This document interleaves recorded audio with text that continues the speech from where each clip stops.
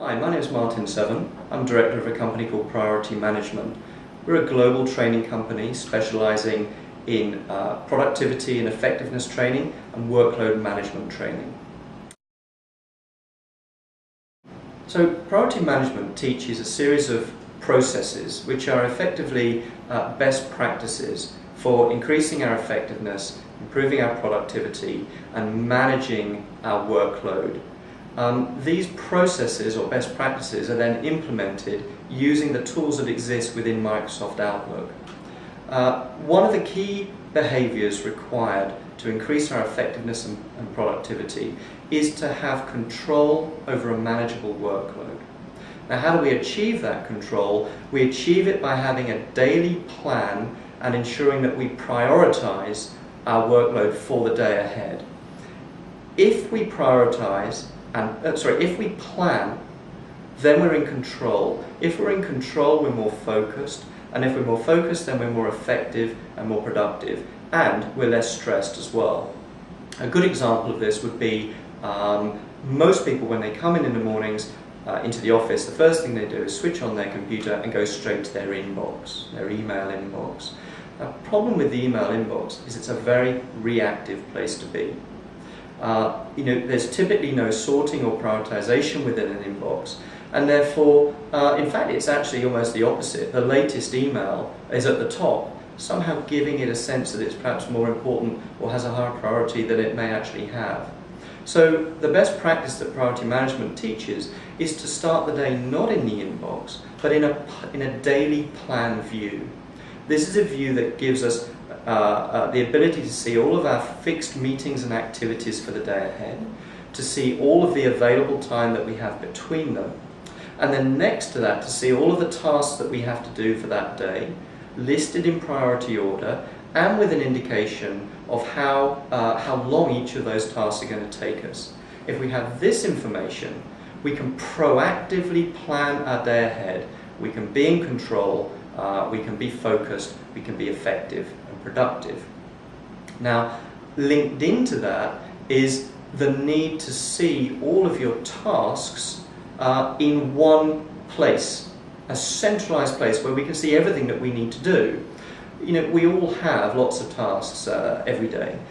They could be responding to emails, they could be following up meetings, action points, they could be linked to projects, it could be just stuff that's in our head, and also they could be the scribbled reminder on a post-it note stuck to the side of our screen.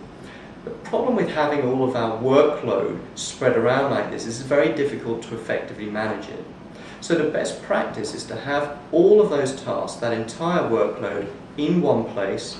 You can then see it clearly, you can then start to manage it proactively, schedule it and prioritize it.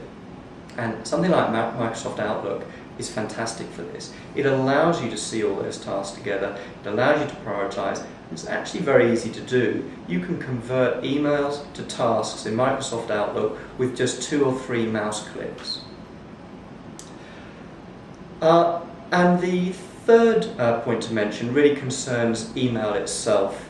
A recent survey that I saw said that the 2 biggest causes of stress for executives and managers were deadlines and email overload. And I'm sure everybody watching this is familiar with email overload. Email these days is very much a double-edged sword. One of the key best practices that we teach people is about how to get control of their email and control of their inbox. And you do this by being very proactive. What this means is that you need to schedule time in your day specifically to go and check your email. This is being proactive with email rather than responding reactively to any alerts or beeps or notifications that come through. Once you've chosen your time or your times to go in and check your email, the next best practice is what we call a one-touch policy. And what this means is that you should only read your email once, or read an email once, before converting it into the thing it has become. Because once an email is read, it has, by definition, become something else.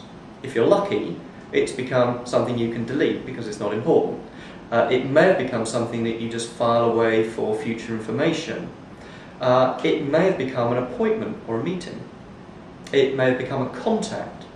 It may have become a task, something that you need to do, maybe later on that day, maybe you can schedule it for another day, depending upon the urgency and importance of that task.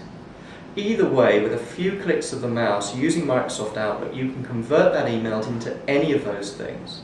You can then either delete the email from your inbox or file it somewhere else. In that way you keep your inbox clear, and this is all about training people not to use their inbox as their to-do list.